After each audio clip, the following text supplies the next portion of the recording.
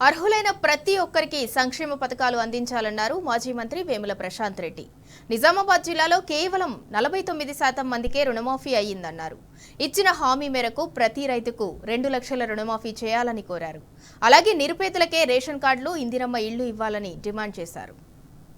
అక్కడక్కడ 60 సంవత్సరాల పైబడిన వారు కూడా విధి లేక గతి లేక పొలం పనులకే వ్యవసాయ కూలీగా పోతా ఉన్నారు. వాళ్ళని కూడా గుర్తించాలని చెప్పి నేను కోరుతా ఉన్నా.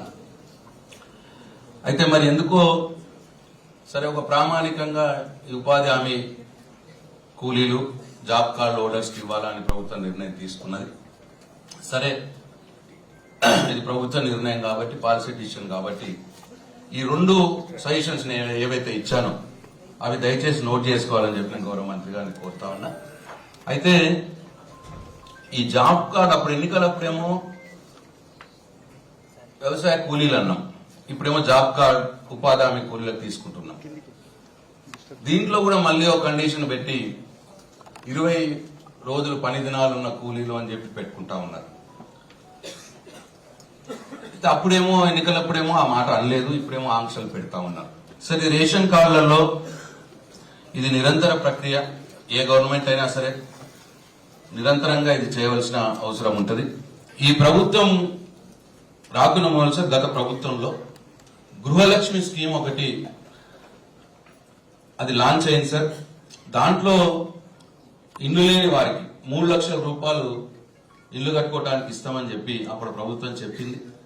దాంట్లో అందరికి కూడా ప్రొసీడింగ్స్ అందినాయి సార్.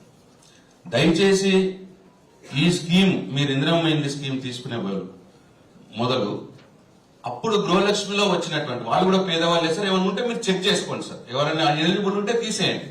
ఎలిజిబుల్ గా ఎవరికైనా వస్తుంటే వాళ్ళని తీసేయండి.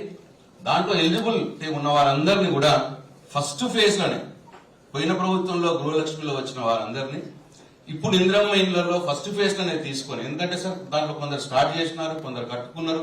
పాపం వాళ్ళ ఆశ ఉన్నది, మాకు ప్రొసీడింగ్ వచ్చింది. ఏ ప్రభుత్వమైనా ప్రభుత్వమే సార్, ఏ పార్టీ ప్రభుత్వమైనా ప్రభుత్వమే, వాళ్ళు ప్రజలే కాబట్టి దయచేసి వాళ్ళని సానుభూతితో మీరు పరిశీలించి ఇప్పుడు ఫస్ట్ ఫేజ్ లోనే గృహలక్ష్మిలో అప్పుడు ఇచ్చిన వాళ్ళని లిస్ట్ తెప్పించుకొని మీరు ఈ మొదటి దాంట్లోనే వాళ్ళని ఇంక్లూడ్ చేయాలని చెప్పి కోరుతా ఉన్నాను సార్.